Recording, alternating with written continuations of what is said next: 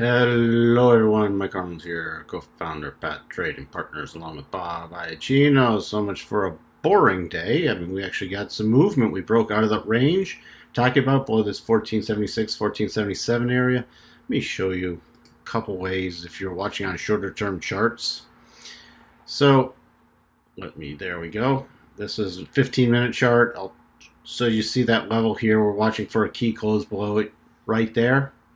Coming down. And you could also do a Gann projection if you wanted to find the next level. So if we wanted to do a Gann projection from this high to that low, gave you the next level down of 1460.90. So let's say you wanted to play this to the short side, because we were talking about repeatedly going to the other side of the daily rotation zone. So coming down, hitting the first target, moving back to the rotation zone. So prior support becoming resistance concept, and it's not a brick wall, it's an area. So coming up in the rotation zone, returning to this area again where it found prior support, and then rotating back down, going through the next target and going, I'll show you on the daily when we get there. So that would be the 15-minute if you're watching it like on a 30-minute. Here you go, coming down, hitting the target. So let's say you just saw it there, coming up rotation zone, rotation entry short, and then running down.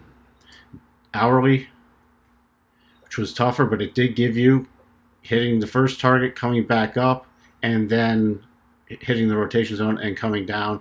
Let's see where that ended up on the daily. And look at that. Right to the bottom of the rotation zone. Talked about that repeatedly. So there you go. That move was easily playable to the short side. Now, if you're somebody who's only trading this from the long side, you're going to start watching next week for a reversal here. If we start getting closed below the rotation zone, going to start watching for an even bigger pullback. Let's do a recap. 4 hour. All right, here's your 4 hour chart. Rotation zone is now crossed, so 4 hour is in bearish mode. All right. First level support next week, about 1393. I'd just probably watch 1400. Below that, 1365, then 1315, then 1262. To the upside, major resistance coming at this 1477 area. If we did get above that, we're back into consolidation. We'd be back to neutral on the 4 hour. Then we'd be watching for a possible return to the 1556 for any rally, if we get above that 1477 area. Take a look at that daily. I don't know why it's acting a little slow right now. Here's the daily. So this is that very key level.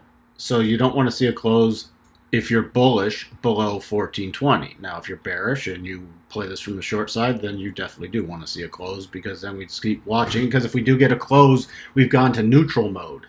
So if this continues to sell off, it would be neutral mode on the daily, bearish mode on the 4 hour.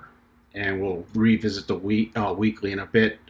Major support coming in at the 50-day exponential and this other key level for 1221 and the gap fill. End of week wrap up. Here you go. So this week's sort of hard to see. It was an inside week compared to last week, so lower high and higher low. And key support coming right in front of that 1262, right along the lines with this open, so about 1284. So if you're going to watch this on the weekly area and it's going to continue a pullback, the first reconnection with the rotation zone would be to 1284.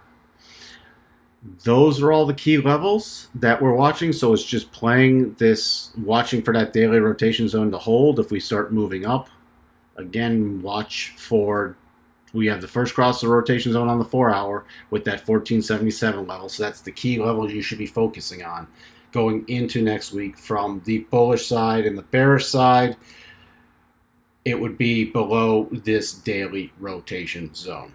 That's what we have for you on Tesla. Hope everyone had a great week, and we'll talk to you later. Bye for now.